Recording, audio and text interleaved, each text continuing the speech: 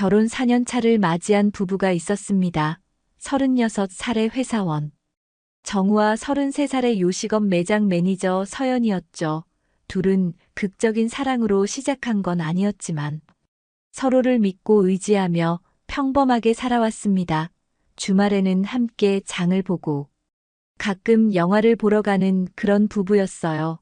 친구들이 보기엔 별다를 것 없는 평범한 커플이었지만 정우와 서연은 그런 일상이 주는 안정감에 만족하며 지냈습니다. 하지만 최근 몇 달 사이 서연의 생활 패턴에 미묘한 변화가 생기기 시작했죠. 매장 마감 점검이 늘어났다며 귀가 시간이 점점 늦어졌습니다. 처음엔 일주일에 한두 번 정도였는데 어느새 일주일에 서너 번으로 늘어났어요. 주말에도 갑작스러운 호출이 잦아졌죠. 서연은 미안하다는 말과 함께 급히 나가곤 했습니다. 정우는 처음엔 별 생각 없이 넘겼어요. 요식업이 원래 바쁜 업종이니까요. 게다가 서연이 일하는 매장이 최근 리뉴얼을 했다는 얘기도 들었기 때문에 당연히 바쁠 거라고 생각했습니다. 하지만 시간이 지날수록 뭔가 석연치 않은 느낌이 들기 시작했습니다. 서연이 집에 돌아와도 예전처럼 편안해 보이지 않았어요. 휴대폰을 볼 때면 화면을 은근히 가리는 듯한 태도도 보였죠. 예전엔 정우 앞에서 자유롭게 메시지를 확인하고 통화도 했는데 최근엔 방으로 들어가서 문을 닫고 통화하는 일이 많아졌습니다. 정우는 몇 번 물어볼까 생각했지만 확신이 없어서 말을 꺼내지 못했어요. 괜한 의심으로 서연을 불편하게 만들고 싶지 않았거든요.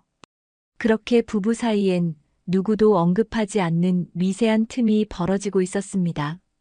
정우는 그저 일시적인 바쁜 시기겠거니 생각하며 스스로를 달랬죠.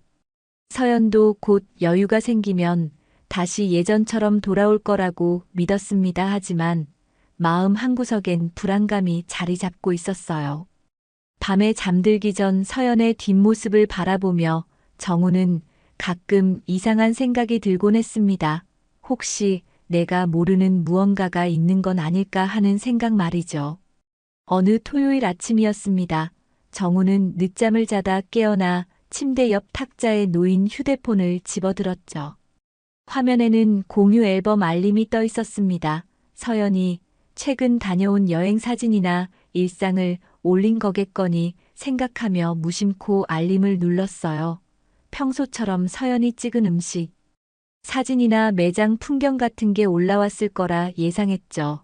그런데 화면에 떠오른 사진을 본 순간 정우는 숨이 멎는 것 같았습니다.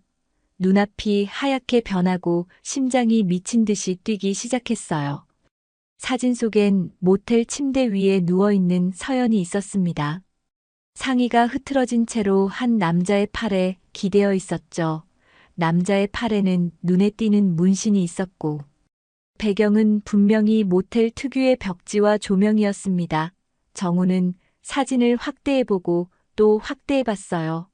혹시 내가 잘못 본 건 아닐까? 다른 사람인 건 아닐까 하는 헛된 희망을 품으면서 말이죠. 하지만 아무리 봐도 그건 서연이었습니다. 정우가 너무나 잘 아는 서연의 얼굴이었고 서연이 즐겨 입는 옷이었으며 서연의 머리 스타일이었죠. 손끝이 차갑게 식어가는 걸 느끼면서도 화면에서 눈을 뺄 수가 없었어요. 정우는 침대에서 일어나 거실로 나왔습니다. 다리에 힘이 풀려서 비틀거릴 뻔했죠. 소파에 털썩 주저앉아 다시 한번 그 사진을 들여다봤습니다. 촬영 날짜를 확인해 보니 불과 일주일 전이었어요. 위치 정보도 함께 저장돼 있었습니다. 정우의 머릿속이 하얗게 비워지는 것 같았죠. 지난 4년간의 결혼 생활이 주마등처럼 스쳐 지나갔습니다. 서로를 믿고 의지하며 살아온 시간들이 한순간에 무너지는 느낌이었어요. 정우는 휴대폰을 꽉 쥔 채 소파에 앉아 한참을 멍하니 있었습니다. 1시간쯤 지났을까요? 현관문이 열리는 소리가 들렸습니다. 서연이 새벽 근무를 마치고 돌아온 거였죠. 평소처럼 밝은 목소리로 다녀왔다고 인사하는 서연의 모습이 정우에겐 너무나 낯설게 느껴졌습니다. 저 사람이 정말 내가 아는 서연이 맞나 싶었어요.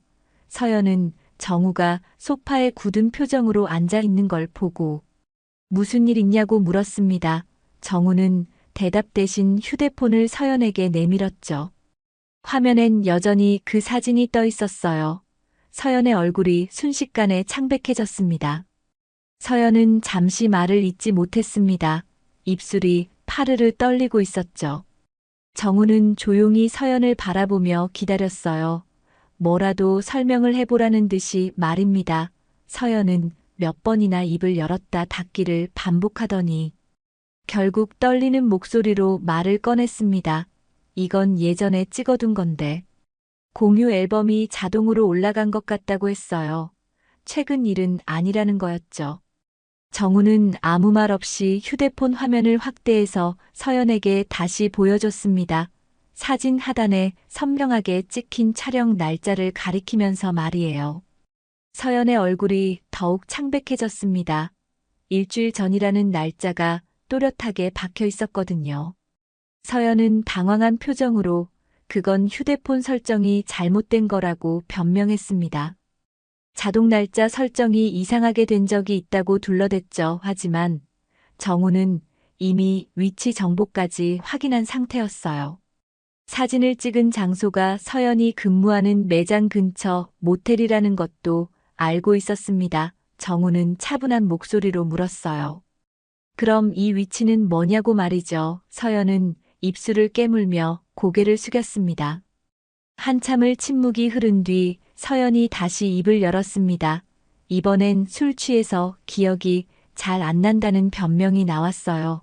매장 직원들이랑 회식을 했는데 너무 취해서 무슨 일이 있었는지 정확히 모르겠다고 했습니다.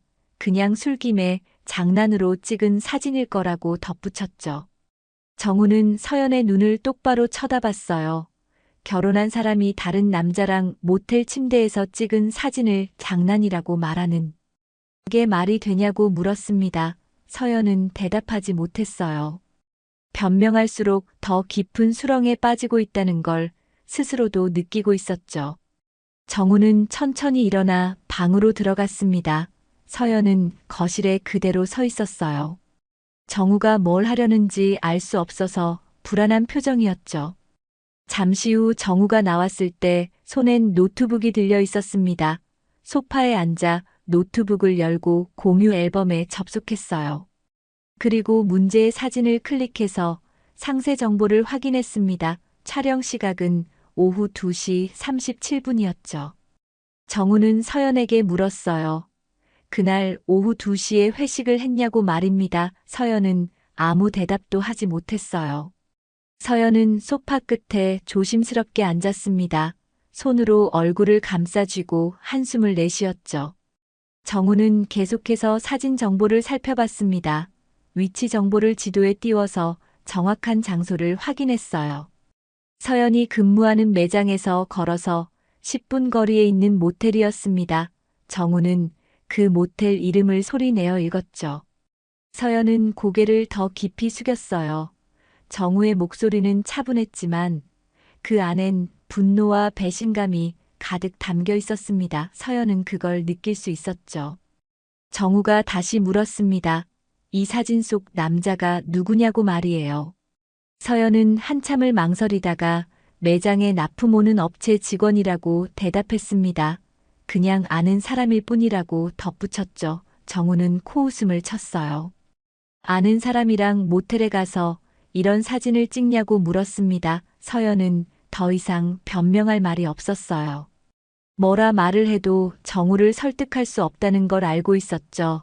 변명을 할수록 오히려 상황이 더 나빠지고 있었습니다. 서연의 거짓말은 관계의 파국을 더욱 확실하게 만들고 있었어요. 정우는 노트북을 닫고 서연을 바라봤습니다. 서연의 눈엔 눈물이 그렁그렁 맺혀 있었어요. 하지만 정우의 마음은 이미 차갑게 식어 있었습니다. 정우는 조용히 말했죠. 오늘은 더 이상 얘기하고 싶지 않으니 각자 생각을 정리하자고 했어요. 서연은 고개를 끄덕였습니다. 뭐라 말을 꺼내봤자 소용없다는 걸 알았거든요. 정우는 방으로 들어가 문을 닫았고 서연은 거실 소파에 그대로 남았습니다. 둘 사이의 거리는 이제 한 뼘이 아니라 돌이킬 수 없는 깊은 골이 되어버렸죠. 다음 날 아침 정우는 평소처럼 출근 준비를 했습니다. 서연도 조용히 매장으로 나갔죠. 하지만 정우의 머릿속은 어제와 전혀 다른 생각들로 가득 차 있었어요. 감정적으로 폭발해서 소리 지르거나 따지고 싶은 마음이 없는 건 아니었습니다. 하지만 정우는 그렇게 하면 아무것도 얻을 수 없다는 걸 알고 있었죠. 오히려 서연이 더 조심하게 만들어서 진실을 파악하기 어려워질 거라고 판단했어요. 정우는 냉정하게 생각을 정리했습니다. 지금 필요한 건 감정이 아니라 명확한 증거라고 말이죠. 회사에 도착한 정우는 업무에 집중하는 척하면서 계획을 세웠습니다. 앞으로 일주일 동안 서연의 동선을 철저하게 확인하기로 했어요. 우선 집에 있는 서연의 물건들을 조사해야 했죠. 평소 서연이 잘 사용하지 않는다고 말했던 체크카드가 어디 있는지 찾아볼 생각이었습니다. 서연은 주로 신용카드를 쓴다고 했지만 정우는 혹시 모를 거래 내역이 그 체크카드에 남아있을 거라고 예상했어요. 퇴근 후 집에 돌아온 정우는 서연이 매장 근무 중일 때를 이용해 집 안을 살펴봤습니다. 서연의 서랍을 조심스럽게 열어봤어요. 화장품과 액세서리 사이에서 지갑 하나를 발견했습니다. 평소 서연이 들고 다니는 지갑이 아니었죠. 안을 열어보니 체크카드 2장이 들어있었어요. 정우는 카드를 꺼내 카드사 앱에 로그인했습니다. 다행히 서연과 공동인증서를 공유하고 있어서 접근이 가능했죠. 결제 내역을 확인하는 순간 정우의 손이 떨렸습니다. 최근 2달간 여러 차례 모텔 결제 내역이 찍혀 있었거든요. 레스토랑 결제도 있었는데 정우와 함께 간 적이 없는 곳들이었어요. 정우는 결제 내역을 스크린샷으로 저장했습니다. 날짜와 시간 장소를 꼼꼼히 기록했죠. 그리고 자신의 달력 앱을 열어서 그날 서연이 뭐라고 말했는지 떠올려 봤어요. 대부분 매장 마감 점검이나 재고 조사 때문에 늦는다고 했던 날들이었습니다. 하지만 카드 결제 시간을 보니 오후 시간대가 많았어요. 서연이 말한 것처럼 밤늦게 일한 게 아니라 오후에 다른 일정이 있었던 거죠. 정우는 이를 악물었습니다. 분노가 치밀어 올랐지만 꾹 참았어요. 지금은 냉정함을 잃으면 안 됐거든요. 다음으로 정우는 공유 앨범의 원본 사진들을 다시 확인했습니다. 문제의 사진뿐만 아니라 다른 사진들도 꼼꼼히 살펴봤죠. 서연이 올린 사진들 중에 이상한 점이 더 있는지 찾아보려 했어요. 다행히 그 사진 한 장만 올라와 있었습니다. 정우는 사진의 메타데이터를 모두 백업했죠. 촬영 시간, 위치 정보. 심지어 사진을 찍은 기기 정보까지 저장했어요. 나중에 이 증거들이 필요할 거라는 생각이 들었습니다. 혹시 서연이 사진을 삭제할 수도 있으니까요. 정우는 클라우드에도 별도로 백업해뒀습니다. 이튿날부터 정우는 서연의 출퇴근 패턴을 관찰하기 시작했습니다. 서연이 말하는 근무 시간과 실제 귀가 시간을 비교했죠. 서연은 보통 오후 3시에 출근해서 밤 11시에 퇴근한다고 했어요. 하지만 실제로 집에 돌아오는 시간은 자정을 훌쩍 넘긴 새벽 1시나 2시였습니다. 정우는 서연에게 왜 이렇게 늦냐고 물어봤어요. 서연은 마감 정산하고 청소하다 보면 시간이 그렇게 된다고 대답했죠. 하지만 정우는 매장 영업시간을 이미 확인한 상태였습니다. 서연이 일하는 매장은 밤 10시에 영업이 끝났거든요. 정우는 서연이 자주 언급했던 납품업체 직원에 대해서도 조사했습니다. 서연이 가끔 집에서 그 사람 얘기를 했었거든요. 납품 일정 때문에 연락을 주고받는다고 했었죠. 정우는 서연의 휴대폰을 볼 수는 없었지만 서연이 무심코 흘린 말들을 기억해냈어요. 그 남자의 이름이 민석이라는 것, 팔에 문신이 있다는 것. 30살쯤 됐다는 것 같은 정보들이었습니다. 정우는 그 사진 속 남자의 팔에 있던 문신을 떠올렸어요. 독특한 패턴의 문신이었죠. 정우는 확신했습니다. 서연이 말한 그 납품업체 직원이 사진 속 남자일 거라고 말이에요. 일주일이 지나는 동안 정우는 철저하게 증거를 모았습니다. 감정을 드러내지 않고 평소처럼 서연을 대했죠. 서연은 정우가 사진 이후로 별다른 반응을 보이지 않자 조금씩 안심하는 듯 보였어요. 하지만 정우의 머릿속엔 모든 증거가 퍼즐처럼 맞춰지고 있었습니다. 카드 결제 내역, 사진 정보, 근무 시간, 불일치 납품업체 직원의 신원까지 모든 게 하나의 그림을 그려내고 있었죠. 정우의 의심은 이제 확신으로 바뀌었습니다. 서연이 자신을 배신했다는 확신 말이에요. 일주일간의 조사 끝에 정우는 마지막 확인이 필요하다고 판단했습니다. 증거는 충분히 모았지만 직접 눈으로 확인하고 싶었어요. 서연이 정말로 다른 남자와 만나는지 자신의 눈으로 보고 싶었던 겁니다. 정우는 연차를 냈어요. 회사 동료들에게는 개인 사정이 있다고 말했죠. 그날은 서연이 오후 3시 출근이라고 했던 날이었습니다. 정우는 점심을 먹은 후 차를 몰고 서연의 매장 근처로 향했어요. 매장에서 조금 떨어진 곳에 차를 세우고 기다렸습니다. 심장이 두근거렸지만 정우는 침착함을 유지하려 애썼죠. 오후 2시쯤 서연이 매장으로 들어가는 모습이 보였습니다. 평소처럼 유니폼 차림이었어요. 정우는 계속 기다렸습니다. 1시간쯤 지났을까요? 서연이 매장 밖으로 나왔어요. 그런데 혼자가 아니었습니다. 30살쯤 되어 보이는 남자가 서연과 함께 있었죠. 둘은 자연스럽게 나란히 걸었어요. 정우는 차 안에서 그 모습을 지켜봤습니다. 남자의 팔을 보니 반팔 티셔츠 사이로 문신이 보였어요. 사진 속에서 봤던 바로 그 문신이었습니다. 정우의 가슴이 철렁 내려앉았죠. 두 사람은 매장 근처 카페로 들어갔습니다. 정우는 차에서 내려 조심스럽게 카페 쪽으로 다가갔어요.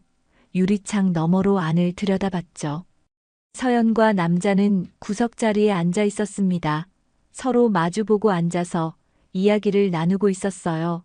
표정이 밝았고 자주 웃었습니다. 서연이 남자의 팔을 가볍게 치는 모습도 보였죠. 친밀한 사이가 아니면 나올 수 없는 행동이었어요. 정우는 주먹을 꽉 쥐었습니다. 손톱이 손바닥에 파고들 정도로 세게 쥐었지만 아픈 줄도 몰랐어요. 30분쯤 카페에 있던 두 사람이 밖으로 나왔습니다. 정우는 급히 차로 돌아가 시동을 걸었어요. 적당한 거리를 유지하며 뒤를 따라갔죠. 서연과 남자는 큰 길을 따라 걸어갔습니다. 가끔 서로의 어깨가 부딪힐 정도로 가까이 붙어서 걸었어요. 정우는 핸들을 잡은 손에 힘이 들어갔습니다. 턱이 떨리고 눈시울이 뜨거워졌지만 참았어요. 지금은 감정을 추스르고 끝까지 지켜봐야 했거든요. 두 사람은 골목길로 접어들었습니다. 정우는 차를 세우고 조심스럽게 뒤를 따라갔죠. 골목 안쪽으로 들어가자 모텔 간판들이 보이기 시작했습니다. 정우의 심장이 더 빠르게 뛰었어요. 설마 정말로 모텔에 들어가는 건 아니겠지 하는 희망이 남아 있었습니다. 하지만 서연과 남자는 아무런 망설임 없이 한 모텔 앞에 섰어요. 남자가 먼저 입구로 들어갔고 서연이 그 뒤를 따랐습니다. 두 사람 사이엔 전혀 어색함이 없었죠. 마치 여러 번 와본 곳처럼 자연스러웠어요. 정우는 그 장면을 멀리서 지켜보며 휴대폰을 꺼냈습니다. 손이 떨려서 카메라 앱을 실행하는 것도 힘들었죠. 정우는 두 사람이 모텔로 들어가는 순간을 사진으로 남겼습니다. 화질이 완벽하진 않았지만 두 사람의 모습을 알아볼 수 있을 정도였어요. 모텔 간판과 입구도 함께 찍혔죠. 정우는 사진을 찍고 나서 그대리 골목 끝에 서 있었습니다. 다리에 힘이 풀려서 움직일 수가 없었어요. 머릿속이 하얗게 비워지는 것 같았습니다. 지난 일주일간 모았던 증거들이 모두 사실이었다는 걸 직접 확인한 순간이었죠.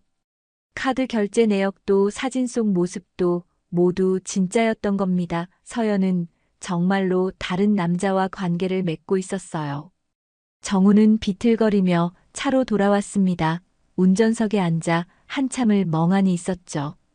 창밖을 보면서 아무 생각도 하지 못했어요. 그러다 갑자기 눈물이 흘러내렸습니다. 소리 없이 눈물이 뺨을 타고 흘렀죠. 정우는 손으로 얼굴을 감쌌어요. 결혼 4년 동안 쌓아온 신뢰와 추억이 한순간에 무너지는 느낌이었습니다. 서연을 사랑했고 믿었던 시간들이 모두 거짓이었다는 생각에 가슴이 찢어지는 것 같았어요. 정우는 차 안에서 한참을 울었습니다.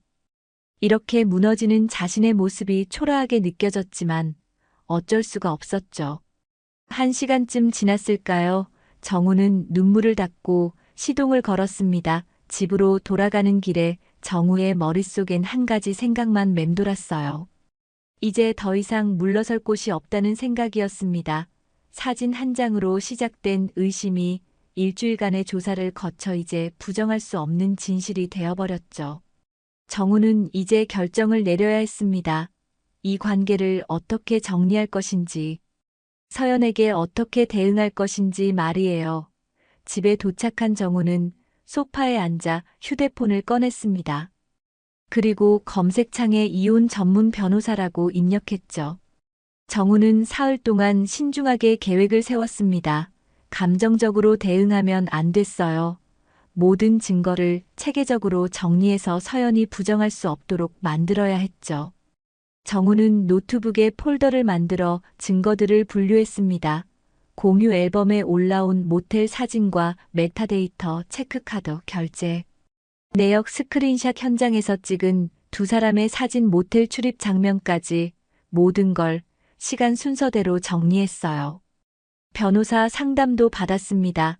변호사는 정우가 모은 증거들이 이혼 소송과 상간남 소송에 충분히 활용될 수 있다고 말했죠. 정우는 그 말을 듣고 마음을 굳혔습니다. 금요일 저녁이었습니다. 서연이 평소보다 일찍 퇴근한다고 연락이 왔어요. 정우는 알겠다고 답장했습니다. 집에 돌아와 거실 테이블을 정리하고 증거 파일들을 프린트했죠. 사진들과 결제 내역을 시간 순서대로 배열해서 파일에 넣었어요. 서연이 들어올 때쯤 정우는 소파에 앉아 조용히 기다리고 있었습니다. 현관문이 열리고 서연이 들어왔어요. 평소처럼 밝은 표정으로 다녀왔다고 인사했죠. 하지만 거실로 들어선 서연은 테이블 위에 놓인 서류 파일들을 보고 표정이 굳었습니다. 정우는 서연에게 앉으라고 말했습니다. 목소리는 차분했지만 단호했어요. 서연은 불안한 표정으로 소파 반대편에 앉았죠.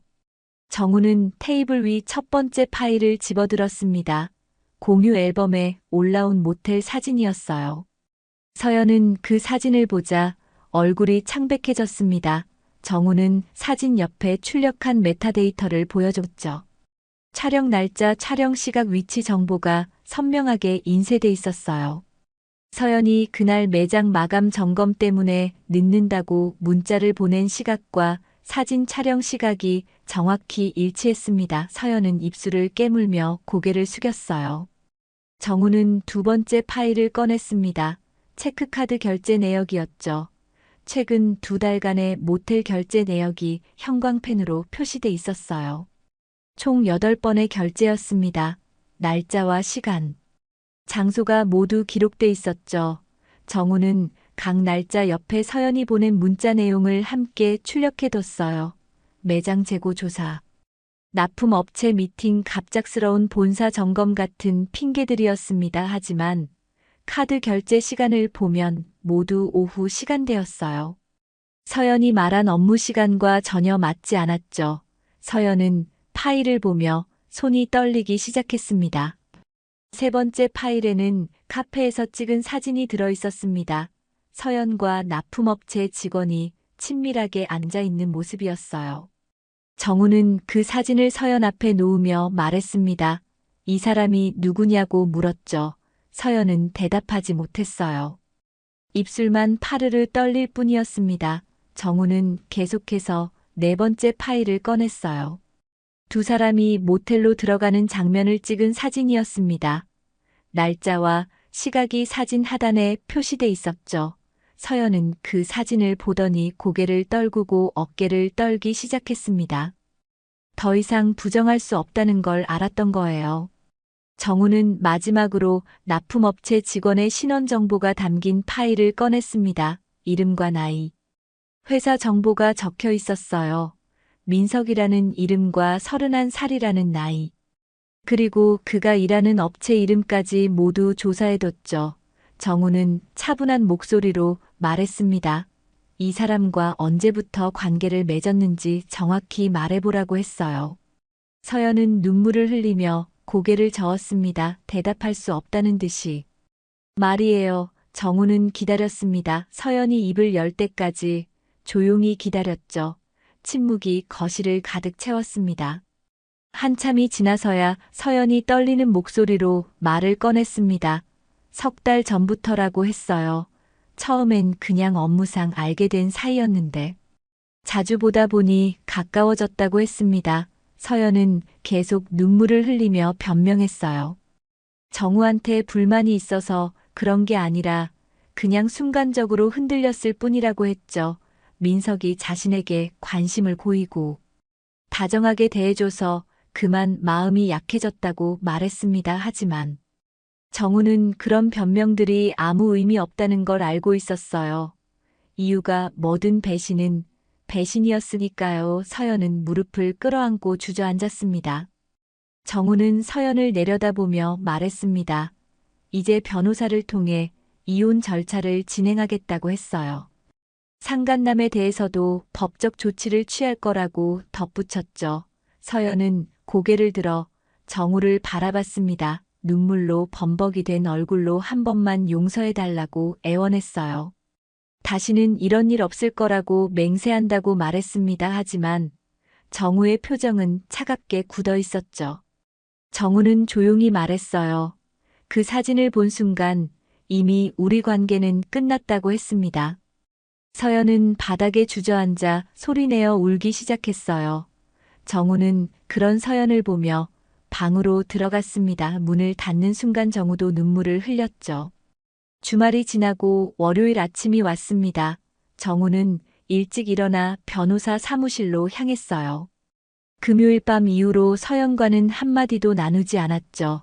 서연은 주말 내내 집 안을 서성이며 정우에게 말을 걸어보려 했지만 정우는 방문을 잠그고 나오지 않았습니다. 변호사 사무실에서 정우는 준비해온 모든 증거 자료를 제출했어요. 변호사는 자료들을 꼼꼼히 검토하더니 고개를 끄덕였습니다. 이혼 소송과 상간남 소송 모두 승소 가능성이 높다고 말했죠. 정우는 바로 소송 절차를 진행해달라고 요청했습니다.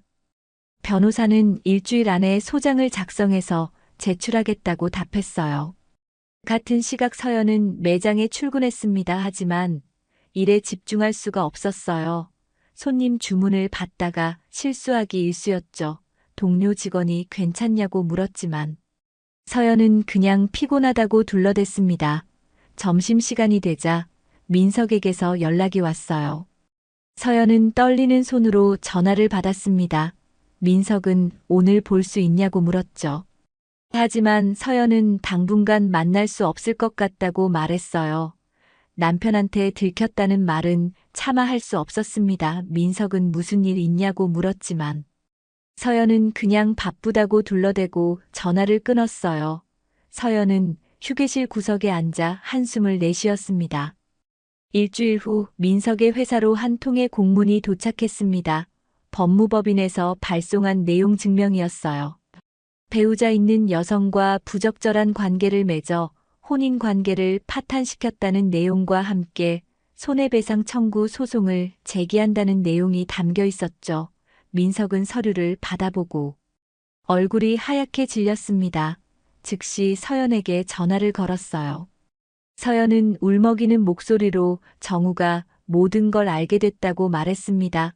민석은 당황해서 어떻게 해야 하냐고 물었지만 서연도 답을 할 수 없었죠. 전화를 끊은 민석은 상사에게 불려갔습니다. 회사로 온 법률 서류 때문이었어요. 민석의 상사는 심각한 표정으로 물었습니다. 이게 사실이냐고 말이죠. 민석은 변명할 말이 없었어요. 그냥 고개를 숙일 수밖에 없었습니다. 상사는 한숨을 쉬며 말했어요.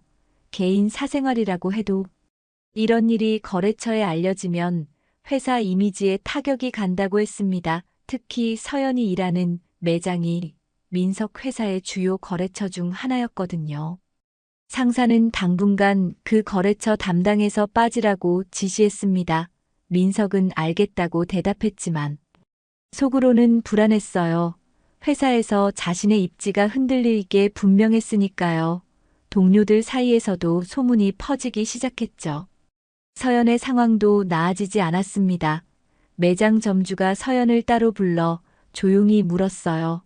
최근 개인적인 문제가 있냐고 말이죠. 납품업체에서 담당자가 바뀌었다는 연락을 받았는데 혹시 서연과 관련이 있는 거 아니냐고 물었습니다. 서연은 부정했지만 점주의 눈빛은 의심으로 가득했어요. 며칠 후 매장 팀장이 서연을 불렀습니다. 최근 근무 태도에 문제가 있다는 지적이었죠. 손님 응대 실수가 잦고 집중력이 떨어진다는 내용이었어요. 팀장은 개인 사정이 있으면 휴가를 쓰는 게 어떻겠냐고 제안했습니다. 하지만 서연은 그게 사실상 압박이라는 걸 알고 있었어요. 한 달이 지나면서 상황은 더 악화됐습니다. 이혼 소송 절차가 본격적으로 시작됐고 상간남 소송도 함께 진행됐죠. 법원에서 첫 조정 기일이 잡혔어요. 정우와 서연은 법원에서 마주쳤습니다. 서연은 초췌한 얼굴로 정우에게 다가가 한 번만 더 생각해달라고 애원했어요. 하지만 정우는 고개를 저었습니다. 이미 마음을 정했다고 말했죠. 조정 과정에서 서연은 이혼에 동의하지 않겠다고 버텼지만 정우 측 변호사가 제시한 증거들 앞에서 더 이상 버틸 수 없었어요. 결국 서연은 이혼에 동의할 수밖에 없었습니다. 민석도 법원 출석 통지를 받았습니다. 상간남 소송 때문이었죠. 회사에서는 이 사실이 알려지며 민석을 보는 시선이 차가워졌어요. 거래처 담당에서 완전히 배제됐고 중요한 프로젝트에서도 제외됐습니다. 민석은 회사를 그만둬야 하나 고민하기 시작했죠. 법정에서 민석은 정우를 마주했어요. 정우는 민석을 똑바로 쳐다보며 말했습니다. 당신이 저지른 일에 대해 책임을 져야 한다고 말이죠. 민석은 고개를 숙인 채 아무 말도 하지 못했습니다. 변호사는 합의를 제안했지만 정우는 거절했어요. 끝까지 법적으로 처리하고 싶다고 했습니다. 서연은 매장에서 점점 설 자리를 잃어갔습니다. 동료들도 서연을 대하는 태도가 달라졌어요. 정확한 이유는 몰라도 뭔가 문제가 있다는 건 다들 눈치챘거든요. 점주는 서연에게 다시 한번 휴직을 권유했습니다. 이번엔 거의 강요에 가까웠죠. 매장 분위기를 위해서라도 잠시 쉬는 게 좋겠다고 말했어요. 서연은 결국 한 달 휴직계를 냈습니다. 사실상 그만두라는 압박이었지만 달리 방법이 없었죠. 집으로 돌아온 서연은 텅 빈 거실에 혼자 앉아 있었습니다. 정우는 이미 짐을 싸서 나간 뒤였어요. 서연은 무릎을 끌어안고 눈물을 흘렸습니다. 모든 게 무너지고 있었죠. 2달이 흘렀습니다. 법원에서 이혼 판결이 내려졌어요. 정우의 유책. 배우자 이혼 청구가 받아들여졌죠. 서연은 위자료와 재산 분할에서도 불리한 판결을 받았습니다. 증거가 명확했기 때문에 법원은 정우의 손을 들어줬어요. 서연은 법정을 나서며 다리에 힘이 풀렸습니다. 결혼 4년이 이렇게 끝나버렸다는 사실이 실감나지 않았죠. 집으로 돌아가는 길에 서연은 멍하니 버스 창밖을 바라봤어요. 지나가는 풍경들이 흐릿하게 보였습니다. 눈물 때문인지 정신이 없어서인지 알 수 없었죠. 서연은 이제 혼자라는 사실을 받아들여야 했습니다. 민석의 상황은 더 심각했습니다. 상간남 소송에서 패소했고 거액의 위자료를 지급하라는 판결이 나왔어요. 민석의 월급으로는 감당하기 어려운 금액이었죠. 회사에서는 이 소식이 완전히 퍼져버렸습니다. 동료들은 민석을 보며 수군거렸어요. 복도에서 마주치면 시선을 피하는 사람들도 있었죠. 민석은 출근하는 게 고통스러웠습니다. 상사는 민석을 불러 조심스럽게 말을 꺼냈어요. 회사 입장에서 계속 민석을 주요 업무에 배치하기 어렵다고 했습니다. 거래처들과의 관계를 고려해야 한다는 이유였죠. 민석은 그게 사실상 퇴사 권고라는 걸 알았습니다. 일주일 후 민석은 사표를 냈습니다. 더 이상 회사에 남아있을 수 없다고 판단했어요. 동료들의 차가운 시선을 견디는 것도 힘들었고, 앞으로 승진이나 중요한 업무 배치를 기대할 수도 없었죠. 상사는 민석의 사표를 받아들였습니다. 표면적으로는 아쉽다는 말을 했지만, 속으로는 안도하는 것 같았어요.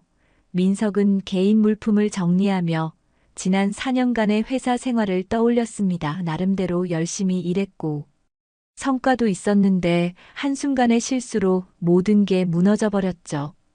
민석은 박스를 들고 회사를 나섰습니다. 뒤돌아보지 않았어요. 돌아봐야 의미가 없었으니까요. 서연도 결국 매장을 그만뒀습니다. 한 달 휴직 후 복귀했지만 분위기는 예전 같지 않았어요. 점주는 서연을 보며 불편한 표를 감추지 못했습니다.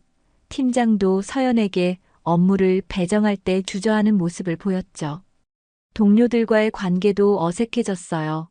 점심시간에도 서연은 혼자 먹는 경우가 많았습니다. 누군가 서연에 대한 소문을 들었는지 수군거리는 소리가 들렸어요. 서연은 견딜 수가 없었습니다. 출근하는 게 너무 힘들었죠. 매일 아침 일어날 때마다 매장에 가기 싫다는 생각만 들었어요. 결국 서연은 사직서를 제출했습니다. 점주는 서연의 사직서를 받아들이며 말했습니다.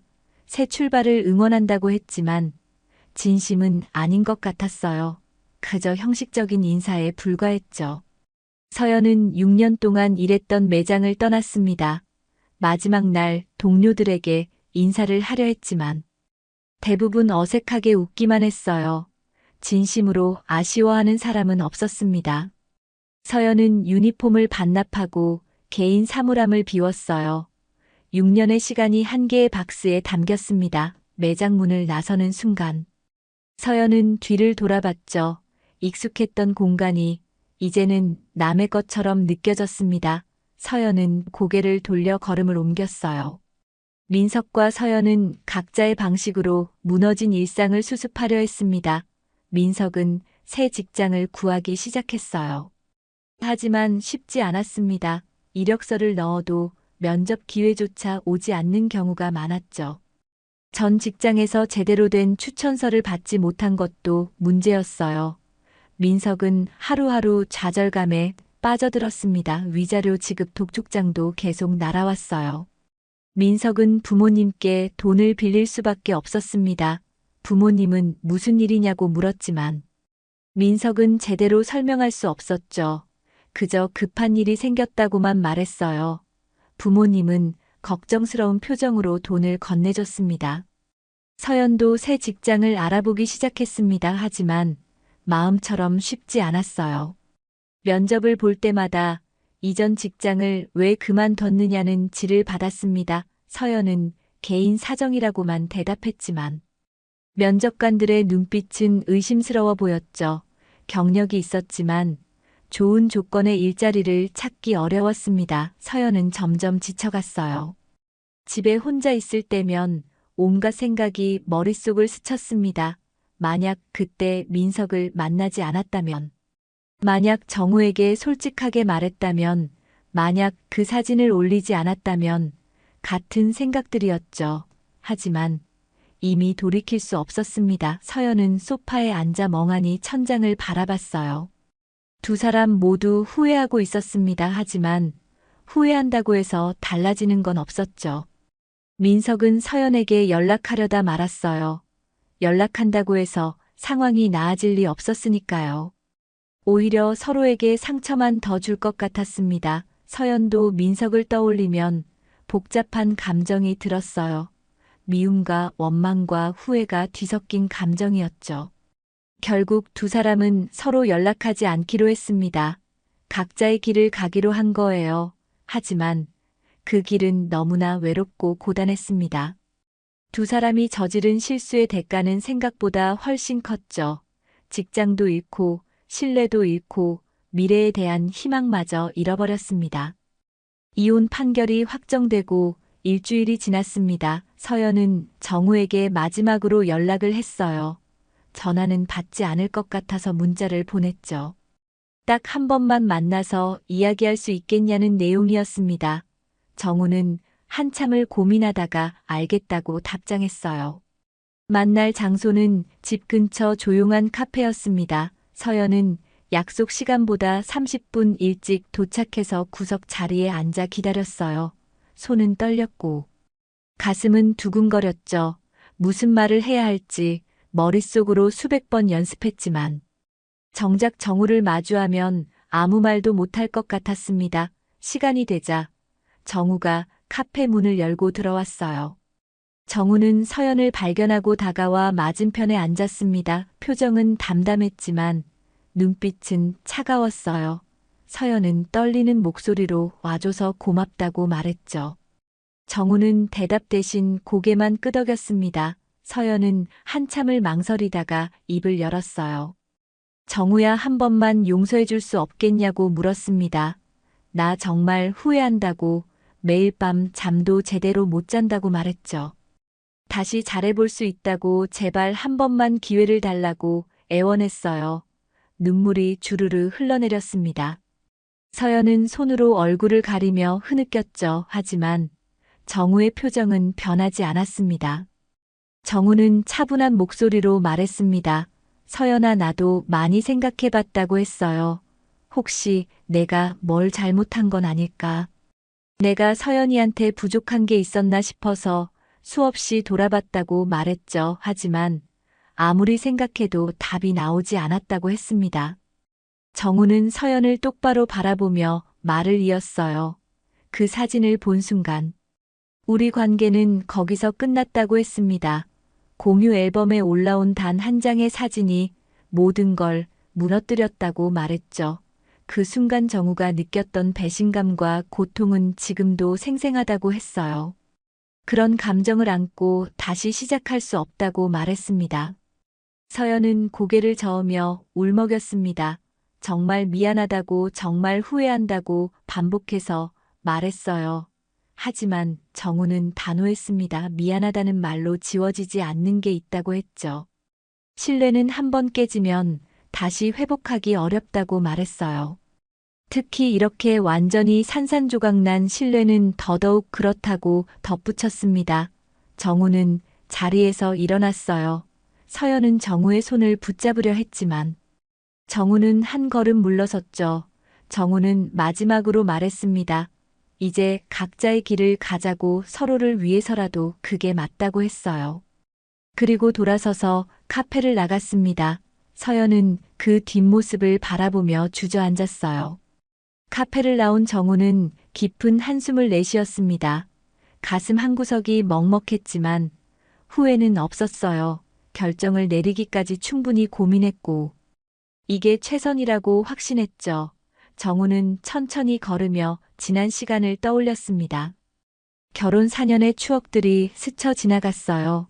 행복했던 순간도 있었고 힘들었던 순간도 있었죠. 하지만 이제 그 모든 게 과거가 됐습니다. 정우는 새로운 시작을 준비하고 있었어요. 새 아파트도 알아보고 있었고 업무에도 더 집중하려 노력했죠. 아직 마음이 완전히 회복된 건 아니었지만 시간이 지나면 나아질 거라고 믿었습니다. 서연은 카페에서 한참을 울다가 집으로 돌아왔습니다. 정우가 이미 짐을 빼간 집은 텅 비어 있었어요. 거실 소파에 앉아 주위를 둘러봤죠. 함께 골랐던 가구들, 함께 찍었던 사진들이 걸려있던 벽, 모든 게 그대로인데 뭔가 크게 비어있는 느낌이었습니다. 서연은 무릎을 끌어안고 고개를 숙였어요. 공유 앨범에 실수로 올린 단 한 장의 사진이 자신의 삶을 완전히 뒤바꿔버렸다는 게 믿기지 않았죠. 그때 그 사진만 올리지 않았다면, 아니 애초에 민석을 만나지 않았다면 지금도 정우와 평범하게 살고 있었을 거라는 생각이 들었습니다. 하지만 이제 와서 후회해봐야 소용없었습니다. 시간을 되돌릴 수 없었고 깨진 신뢰를 복구할 수도 없었어요. 서연은 자신이 저지른 실수의 무게를 온몸으로 느끼고 있었습니다. 직장도 잃었고 남편도 잃었고 미래에 대한 희망도 잃었죠. 모든 게 자신의 선택이 만든 결과였습니다. 서연은 거실 바닥에 주저앉아 소리 없이 울었어요. 눈물이 마를 때까지 울었습니다. 해가 지고 어둠이 찾아왔지만 서연은 불도 켜지 않은 채 그대로 앉아 있었죠. 텅 빈 집 안에서 혼자 남겨진 서연에게 남은 건 후회뿐이었습니다. 정우는 새 보금자리에서 짐을 풀고 있었습니다. 비록 혼자였지만 마음은 한결 가벼웠어요. 배신당한 상처는 아직 남아 있었지만 더 이상 거짓된 관계 속에서 살지 않아도 된다는 안도감이 있었죠. 정우는 창밖을 내다보며 생각했습니다. 인생은 언제든 예상치 못한 방향으로 흘러갈 수 있다고 말이에요. 하지만 중요한 건 그 순간에 어떤 선택을 하느냐였죠. 정우는 자신의 선택을 믿었습니다. 그리고 앞으로 나아가기로 했어요. 과거에 매여 있기보다는 새로운 미래를 준비하기로 한 거죠. 정우는 짐 정리를 마치고 소파에 앉아 커피를 마셨습니다. 창밖으로 보이는 도시의 불빛이 반짝였어요. 한편 서연은 여전히 어둠 속에 앉아 있었습니다. 핸드폰 화면에는 정우와 함께 찍었던 사진들이 저장돼 있었어요. 서연은 사진들을 하나하나 넘기며 눈물을 흘렸죠. 행복했던 순간들이 이제는 고통으로 다가왔습니다. 서연은 핸드폰을 내려놓고 천장을 바라봤어요. 앞으로 어떻게 살아가야 할지 막막했습니다. 하지만 살아가야 했죠. 자신이 만든 결과를 책임지고 견뎌내야 했어요. 서연은 천천히 일어나 거실불을 켰습니다. 환하게 밝혀진 거실은 더욱 텅 비어 보였죠. 서연은 깊은 한숨을 쉬며 내일을 준비하기 시작했습니다. 비록 혼자지만 살아가야 했으니까요. 공유 앨범에 올라간 단 한 장의 사진, 그것이 모든 걸 바꿔놓았습니다. 한순간의 실수가 결혼 생활을 무너뜨렸고 직장을 잃게 만들었으며 신뢰를 송두리째 파괴했죠. 서연은 이제야 깨달았습니다. 무엇을 잃었는지, 무엇이 정말 소중했는지를 말이에요. 하지만 그 깨달음은 너무 늦게 왔습니다. 돌이킬 수 없는 시간이 지나버린 뒤였죠. 서연은 혼자 남은 집에서 자신이 저지른 일의 무게를 평생 짊어지고 살아가야 했습니다. 그것이 서연이 치러야 할 대가였고 선택의 결과였어요. 단 한 장의 사진이 만들어낸 파국, 그 끝에는 후회만이 남아 있었습니다.